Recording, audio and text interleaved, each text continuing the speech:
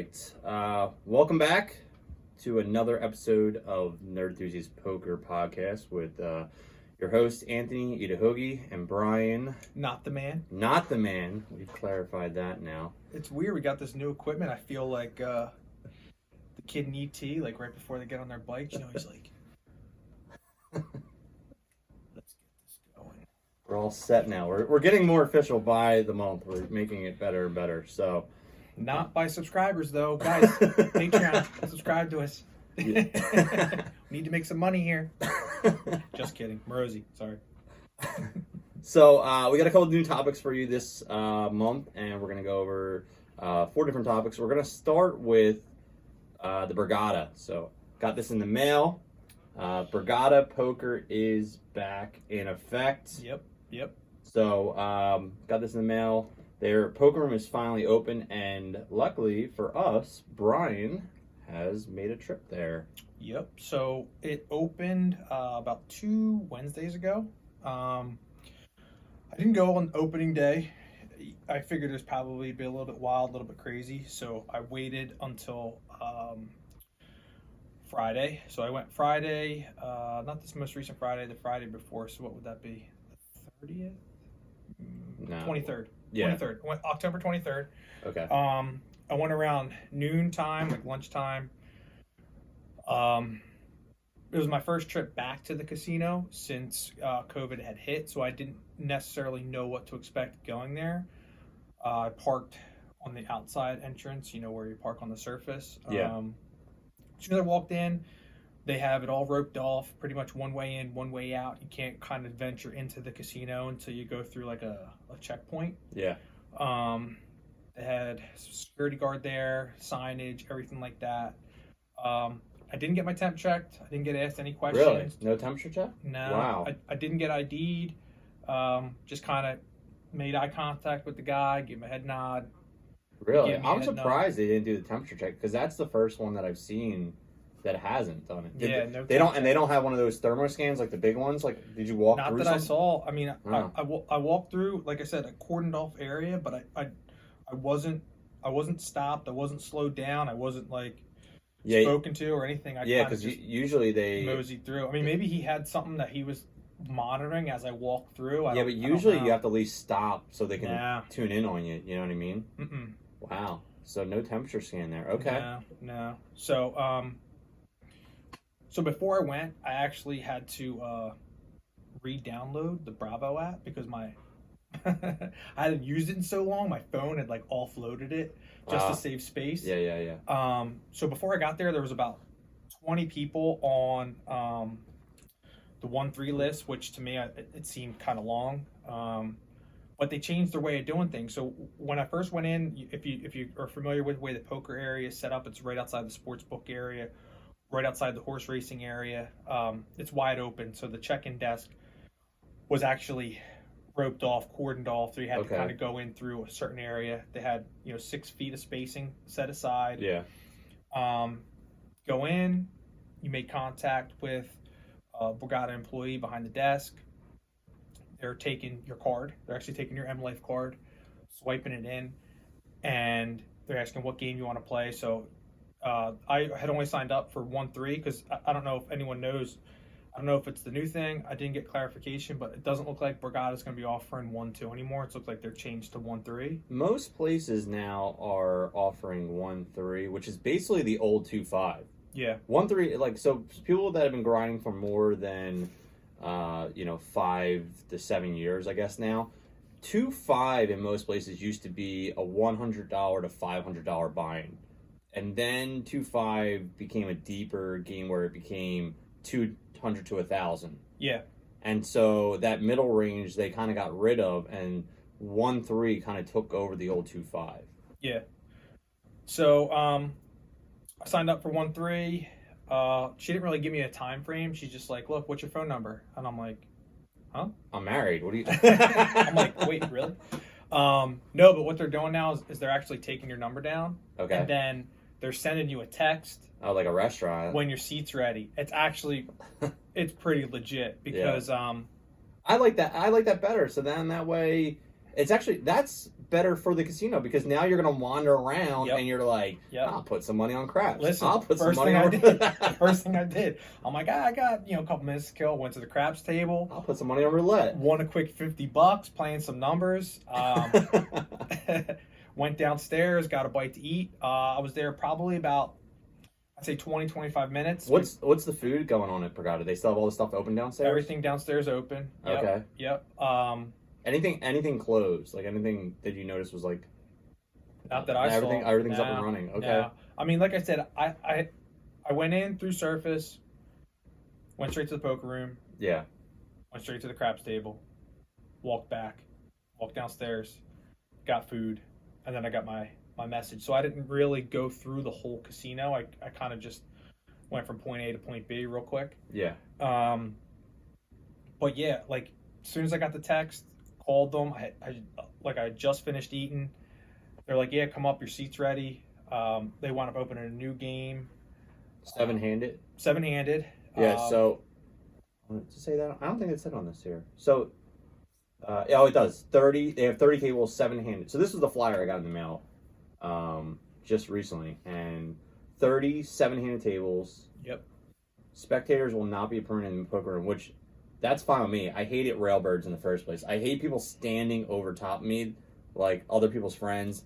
I hate girlfriends that are standing behind another guy. Yeah. Like, it just changes the whole dynamic. I can't stand it when people are just sitting around like over your shoulder.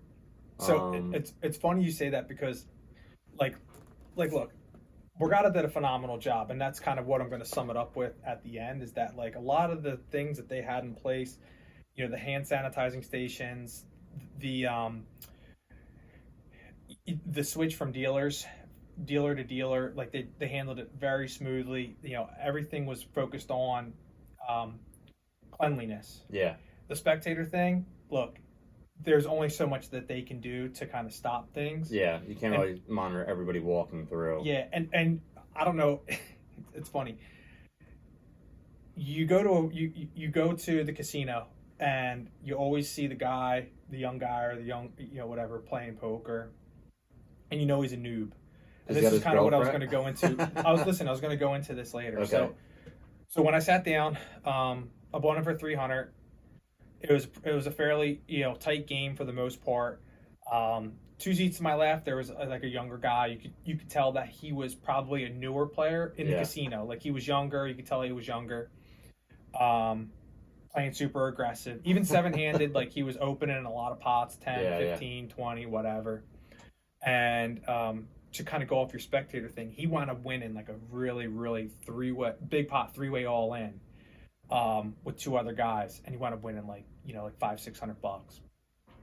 And within like 2 seconds after winning the hand, he's on his cell phone, right? And I could see that he was like snapping a pic of his chip stack. Here we go. And this kind of goes into like my negatives. Is like I kind of wanted to like give him a little bit, but I'm like, taking a picture.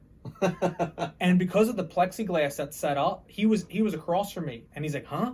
And I'm like, taking a picture, and he's like, what? And I'm like, taking a picture. And he's like, no. I'm like, okay, dude. Yeah, it takes that whole element. That's what I'm talking. That's like my game, like to get in people's heads, like mess. I'm like, oh, cool picture, dude. You know what I mean? Like, and you can't even do that because it's like you said, it's hard to communicate. Yeah, it's so hard to communicate. You're wearing a mask, they're wearing a mask, right? Masks are obviously required. Yep. And those separators are so hard to like talk. You can't hear around them at all. Really, you can't. There's no banter. I know. But speaking of spectators, within 5 minutes of him winning that hand, a girlfriend shows up. Oh, of course. Yeah, she came probably right down and probably sent her pictures. Hey, you ready to go eat? Oh, hey guys, I just won a $600 pot. Coincidentally, snap that dude off. Yeah, my girl's here. We got to go get something to eat. Yeah. A new game. It was less than an hour that we were playing. He snaps two dudes off, wins a quick 600. So either two things happened there. One, he texted his girlfriend and said, "Get over here quick. We're going to eat because I don't want to lose this." Yes. Or exactly. two, he texted his girl trying to show off, and she's like, "All right, we already won enough, so let's go eat. Let's get out of here." Exactly. So either one or two things happened there. That's why You don't snap at the table. Don't. I've gotten better at it. I used to be that person, and I've gotten better at like not taking as many pictures till after the fact because I feel like it almost jinxes me because it throws you off. Yeah. And then people start commenting or people start texting you. So unless it's a chip update during a tournament, like I have backers or something, I try not to post anything till the end of the day. That's kind of what I've been doing. I'll post on the way to the casino, but I will not post until I'm usually done or whatever. Yeah, That's after kind of your my session. that's been my role kind of lately. I saw that Borgata Bad Beat Jackpot. We'll talk a little more about Bad Beat Jackpot a little bit later, but the Borgata Bad Beat Jackpot is back as well. Started at 100,000, so that's back. Yep.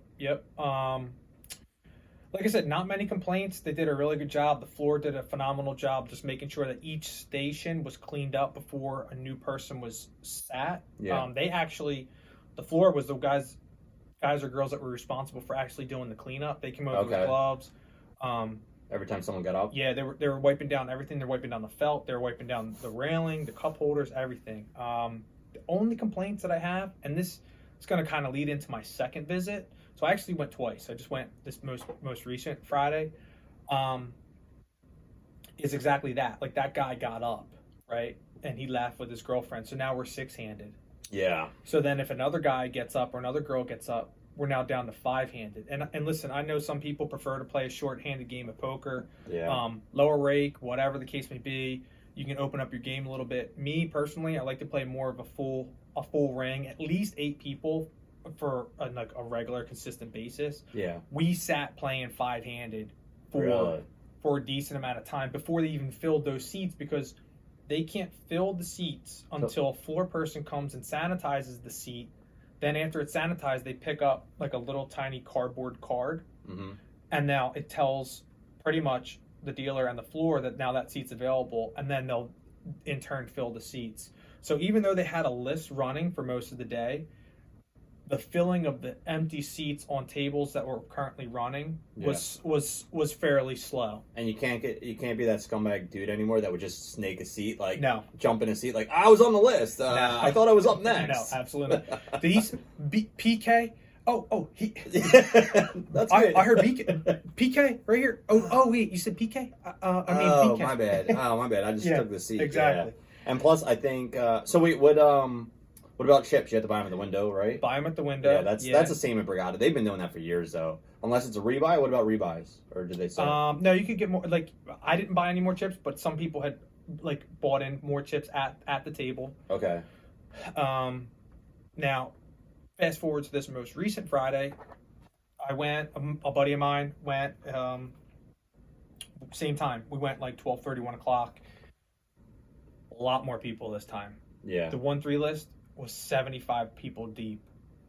So what you got to know too is, for people watching at home, as of right now, this moment that you're hearing this, and I haven't heard otherwise yet. I've been digging and I haven't heard otherwise.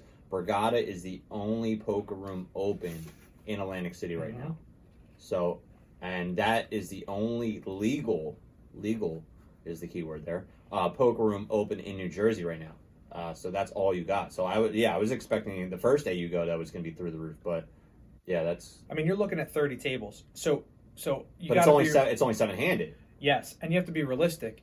There's a lot of games that they're spreading. Like when I went this most recent Friday, they had like a 10-20 game going. They had a 5-5 PLO game. Yeah. They had a 5-10. So you're probably looking at only like 10 to 12. 10 to 10. 1-3 tables or whatever. They had 9 1-3 tables, and they had about 10 2-5 tables. So needless to say, when I went, 1-3 is the more popular game.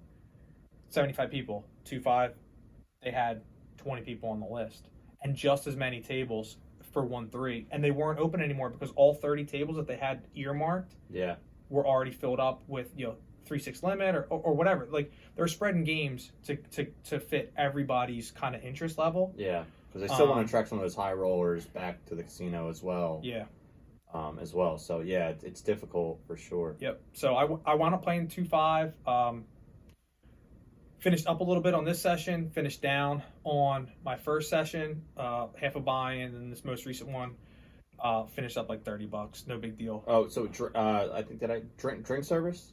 Yep. drink Yeah. service, right? They Yeah. have it. My girl Priscilla was there, long time Borgata babe since Borgata I Babe. started. Do they still have the Borgata Babe calendar? Is that still a thing? I don't know. I thought they got sued or something. Oh yeah, I think they did get sued or something. They probably still do it, but I know this will never get back to Priscilla. But I mean, when I started playing, whew, man, she was it for me back in the day. She still is it for me. Borgata She's Babe's super nice. calendar. But yeah, full drink service. Really no complaints other than, you know, if you're a talker at the table, you like to get into banter with guys or just have conversations and you're there for the social aspect. Look, check expectations at the door, because talking to people at the table, you're not going to be able to do it, especially with the masks, and even more so with the plexiglass dividers. Like my buddy, he was right to my right, and we almost had to like kind of lean back to talk outside the dividers, and even then we kind of had a hard time, you know, hearing one another. And you know, listen, last thing, and then we'll move on. I actually tried to test them a little bit to see how like much they were enforcing the rules. So like at times, like my mask would come down like below my nose level. Yeah. And 3 times throughout my session, which was like a 3-hour session, the dealer told me once I had to pull it back up. And twice the floor person who was coming over and like just happened to notice was like, "Sir, you need to pull it up over your nose." Yeah. Like I wasn't doing it to be like a dick. I was just kind of seeing. I understand. No, I understand. So for people who are like reluctant or a little bit hesitant because of other people's behavior, like look, it's the way they got it on lockdown out there, and I commend everybody for enforcing the rules, you know, across the board, because you know, like anywhere else, sometimes it's hard depending on who the dealer is. Yeah, it's loose sometimes. Or the floor person is. They're going to be like, no, it's no big deal. But yeah, they did a really good job.